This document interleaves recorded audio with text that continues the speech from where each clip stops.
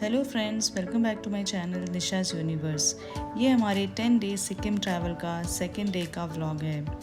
जैसा कि मैं आपको पहले ही बता चुकी हूँ, मैं हर दिन का अलग अलग व्लॉग शूट कर रही हूँ और आपके साथ शेयर कर रही हूँ। अगर आपने अभी तक मेरे चैनल को सब्सक्राइब नहीं किया है तो इस तरह के इंटरेस्टिंग वीडियोस के लिए प्लीज़ सब्सक्राइब ज़रूर करें। आज सेकेंड डे है और सुबह के 8 बज चुके हैं। अब हम निकल चुके हैं अपने नाथुला, बाबा मंदिर और चांगू लेक के ट्रिप पर। मैं आपको ये बताना चाहती हूँ कि ये तीनों स्पॉट एक ही दिन में कवर किए जाते हैं। सुबह अगर आप 8 बजे अपने होटल से निकल पड़ें तो आप शाम को 5-6 बजे तक होटल वापस आ सकते हैं।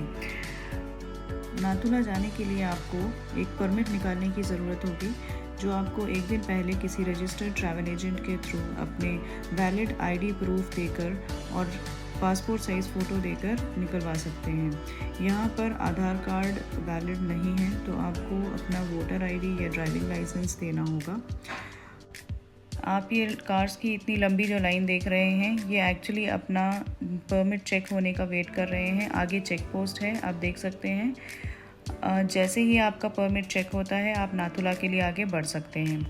नाथुला गैंगटोक से 57 किलोमीटर्स की दूरी पर है, जहां पहुंचने के लिए आपको करीब 2.5 घंटे का समय लगेगा।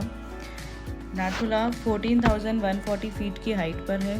इतनी हाइट पर होने की वजह से वहाँ कई बार कुछ लोगों को ब्रेथलेसनेस या नौसिया की प्रॉब्लम हो सकती है, तो इसीलिए अपने पास हमेशा एक ऑक्सीजन सिलेंडर लेकर चलें। अगर आपको ऑक्सीजन सिलेंडर लेना हो तो किसी भी शॉप में वो अवेलेबल हो जाता है। यहाँ कुछ लोग आपको बेचते हुए भी नज़र आएंगे रोड साइड पर, आप उनसे भी ले सकते हैं। इनके पास कैम्फर के पैकेट्स और पॉपकॉर्न के पैकेट्स भी अवेलेबल होते हैं, जो कि ब्रेथलेसनेस के टाइम पे काफ़ी यूज़फुल होते हैं। चेक पोस्ट पर अपना परमिट चेक करवा के हम निकल पड़े नाथुला की ओर। नाथुला पहुंचने में यहाँ से करीब 2 घंटे का समय था।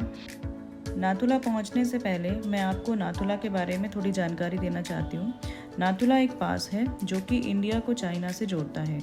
इसे हम ट्रेड रूट भी कहते हैं, क्योंकि यहाँ से कई सारी चीज़ों का ट्रेड किया जाता है इंडिया और चाइना के बीच। पहले यहाँ से कैलाश मानसरोवर की यात्रा भी शुरू की जाती थी, जो कि अब बंद हो चुकी है। कहते हैं ये कैलाश मानसरोवर पहुँचने का सबसे शॉर्टेस्ट रूट था।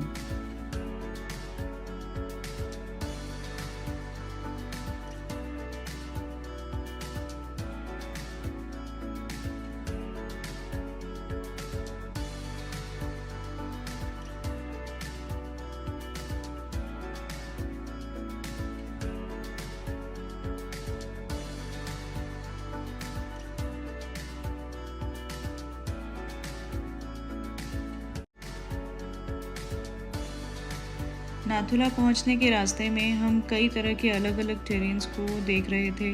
जैसे कहीं तो बहुत हरियाली थी, कहीं ऊंचे ऊंचे हरे पहाड़, कहीं दूर snow cap mountains, pine forest. ऐसा लग रहा था कि पता नहीं किसी जन्नत में ही हूँ।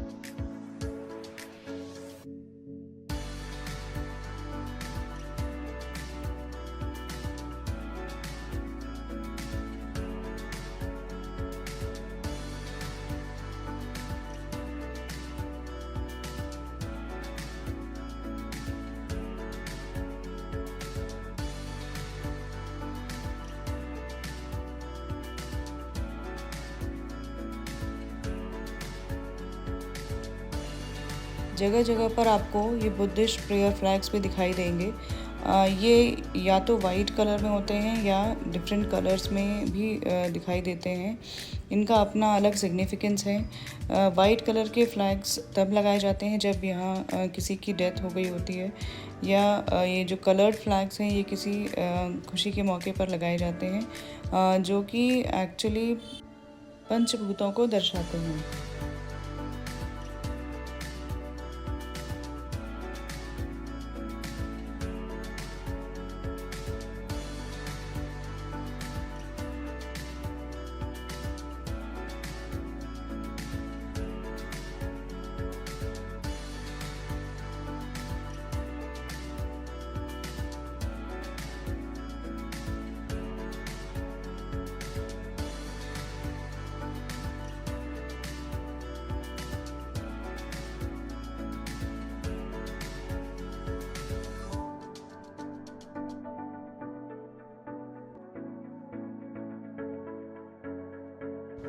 अब धीरे धीरे जैसे जैसे हम ऊपर बढ़ते चले जा रहे थे, टेरेन चेंज हो रहा था। पेड़ पौधे दिखना बिल्कुल बंद हो चुके थे। अब सिर्फ रॉकी माउंटेन्स ही दिखाई दे रहे थे।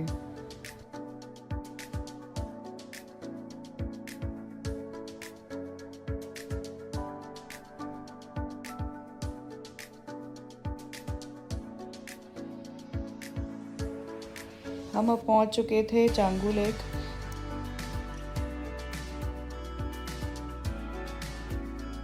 बट मेरा सजेशन ये रहेगा कि पहले आप नाथुला जाएं, वहाँ विज़िट करें, क्योंकि वहाँ का मौसम कभी भी ख़राब हो जाता है, तो नाथुला को बंद कर दिया जाता है। अगर आप पहले चांगू लेक पर रुक जाएंगे तो आप नाथुला नहीं देख पाएंगे। लौटते समय आप बाबा मंदिर और चांगू लेक देख सकते हैं।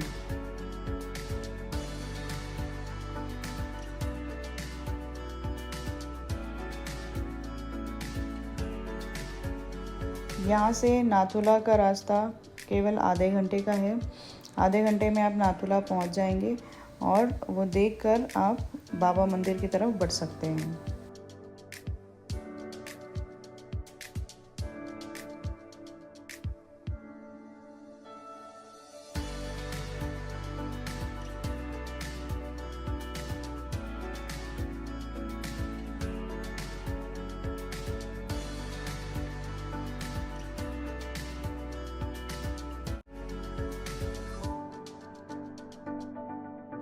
रास्ते में पूरे बर्फ़ से ढके हुए पहाड़ दिखना शुरू हो गए थे। हमारा एक्साइटमेंट वैसे ही बढ़ चुका था कि नाथुला पे कितनी बर्फ़ होगी और हम कितना एंजॉय कर सकेंगे।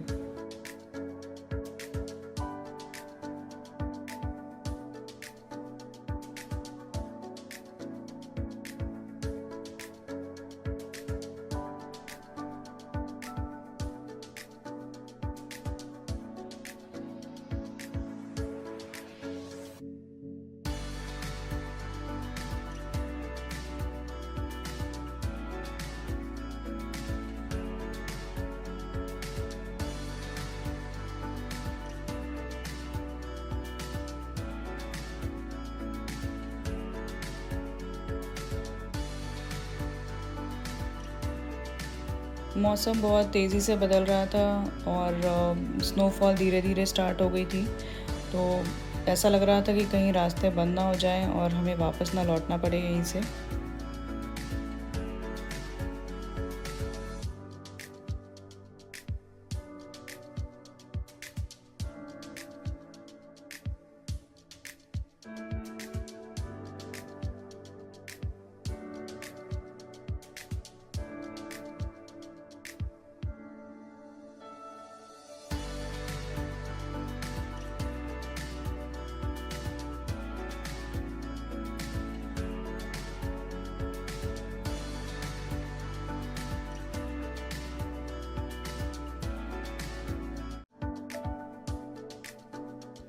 नाथुला पहुँचते पहुँचते ठंड बहुत ज़्यादा बढ़ जाती है, तो मेरा सजेशन यही रहेगा आपको कि गर्म कपड़े अच्छी तरह से लेके जाएं। Jackets, hand gloves and caps, woollen caps लेकर जाएं, क्योंकि वहाँ पे स्नोफॉल स्टार्ट हो जाता है एंड उस ठंड को बेयर करने के लिए आपके पास गुड क्वालिटी वार्म क्लोथ्स रहना बहुत ज़रूरी है। और इसके साथ ही हम नाथुला पहुंच गए हैं। आप देख सकते हैं वो रेड कलर की बिल्डिंग्स, वहीं इंडिया और चाइना का बॉर्डर है। This is the last point of India. उसके बाद से चाइना स्टार्ट हो जाता है। आप ये स्टेयर्स से ऊपर तक जाकर देख सकते हैं इंडिया एंड चाइना के बॉर्डर को। इस जगह पर आकर इतनी अमेजिंग फीलिंग होती है कि really feel proud to be an Indian. यहाँ इतनी ठंड में इंडियन आर्मी पूरे समय तैनात रहती है। हमें थोड़ी देर में इस ठंड में रहने में इतनी प्रॉब्लम हो रही थी, बट वो लोग हमेशा यहाँ पर पूरी तरह से तैनात रहते हैं। स्नोफॉल स्टार्ट हो गया था, हमने स्नोफॉल को खूब एंजॉय किया। वहाँ थोड़ी देर में इंडियन आर्मी के लोगों ने सबको कहा कि यहाँ स्नोफॉल बढ़ने के बाद पूरी तरह से जाम लग जाएगा, आप नीचे नहीं जा पाएंगे, तो इसलिए जल्दी से जल्दी आप लोग अपनी कैब्स में बैठकर नीचे जाने शुरू कीजिए। तो हमने थोड़ी दूर तक ऊपर जाकर देख पाए, उसके बाद फिर उन्होंने मना कर दिया था। तो वहाँ पर शूट करना अलाउड नहीं था, तो हम नहीं दिखा पाएंगे आपको, बट स्नोफॉल को हमने खूब अच्छी तरह से एंजॉय किया। और फिर वहाँ से हम निकल पड़े बाबा मंदिर की तरफ। बाबा हरभजन सिंह जी का मंदिर वहाँ से कुछ ही दूरी पर है।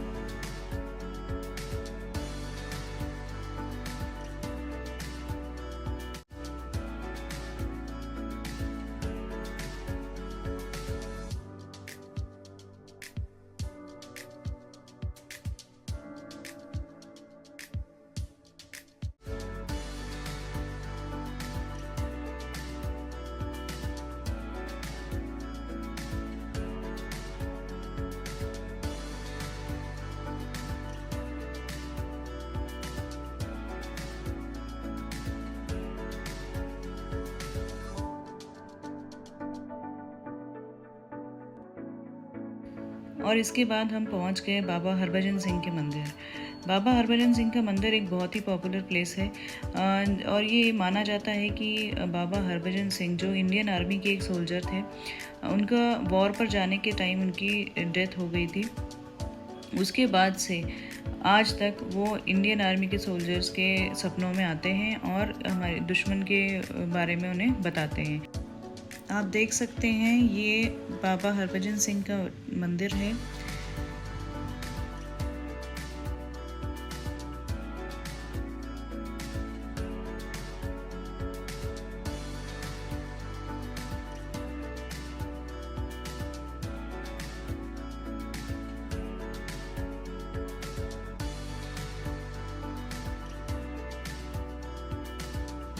यहाँ उनका लिविंग रूम और ऑफिस बनाया गया है।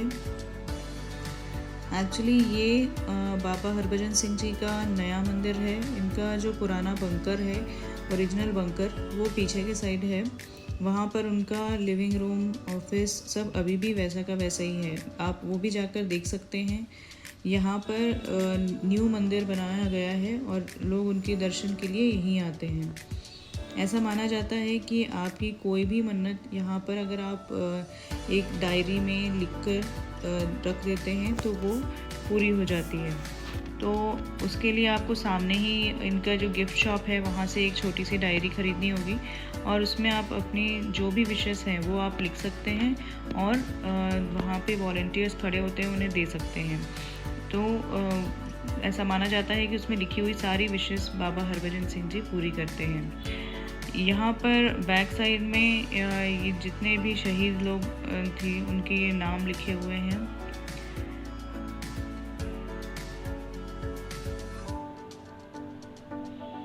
ये सारे ब्लैक कैट डिवीज़न के लोग हैं जो कि शहीद हुए वॉर में, उनके नाम लिखे गए हैं। उनके लिए एक मेमोरियल वॉल बनाई गई है। ये एक गिफ्ट शॉप है जहाँ से आप मोमेंटोस ख़रीद सकते हैं अपने नियर एंड डियर वंस के लिए। विशेस लिखने के लिए डायरी भी आपको यहीं पर मिल जाएगी।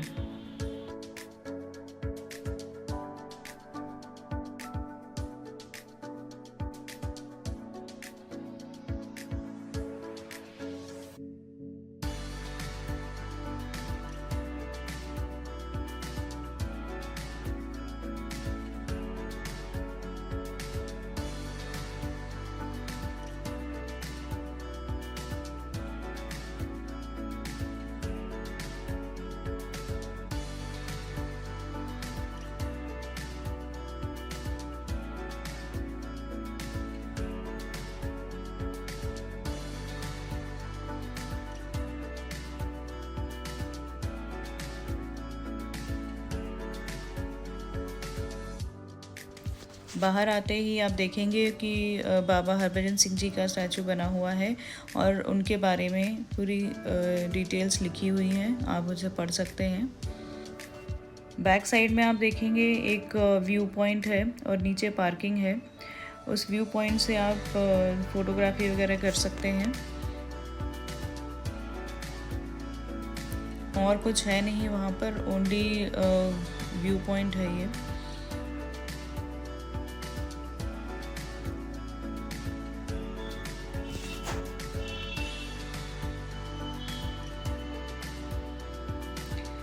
एक कैफ़े भी है वहीं सामने, यहाँ आप आकर कुछ स्नैक्स वगैरह ऑर्डर कर सकते हैं अपने लिए।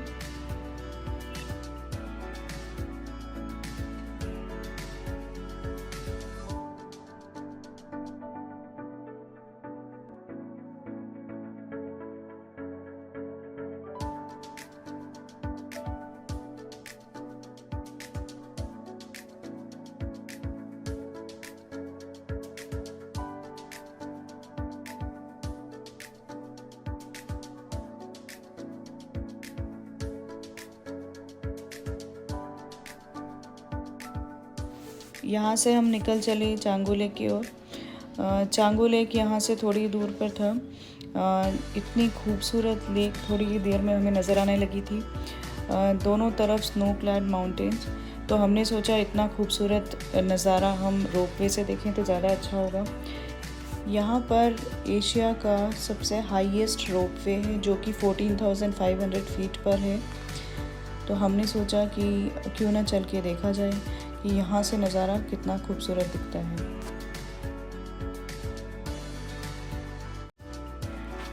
और सच में चांगू लेक की खूबसूरती तो रोपवे से ही सही दिखाई दे रही थी। इतनी खूबसूरत लेक और इतनी हाइट से देखने में बहुत ही खूबसूरत नज़र आ रही थी।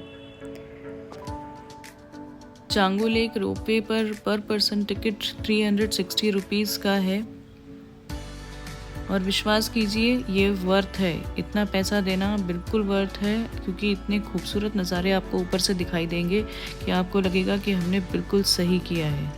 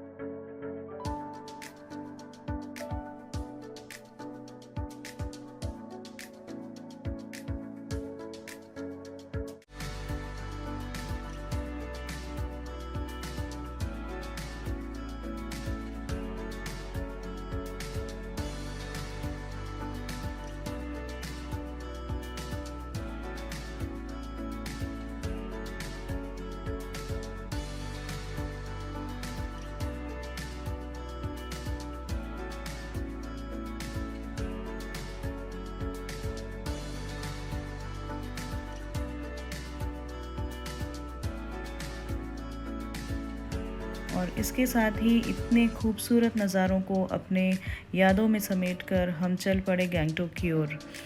रास्ते में भी हमें कई झरने, नदियाँ और कई खूबसूरत नज़ारे दिखाई दिए।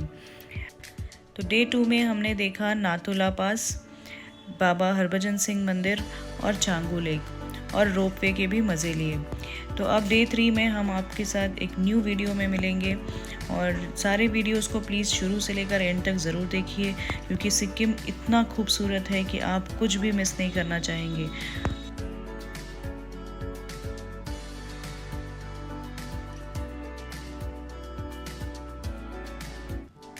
और अगर आपने अभी तक मेरे चैनल को सब्सक्राइब नहीं किया है तो प्लीज़ इतनी इंटरेस्टिंग वीडियोस को देखने के लिए मेरे चैनल को सब्सक्राइब कीजिए और नए नए वीडियोस को एंजॉय कीजिए।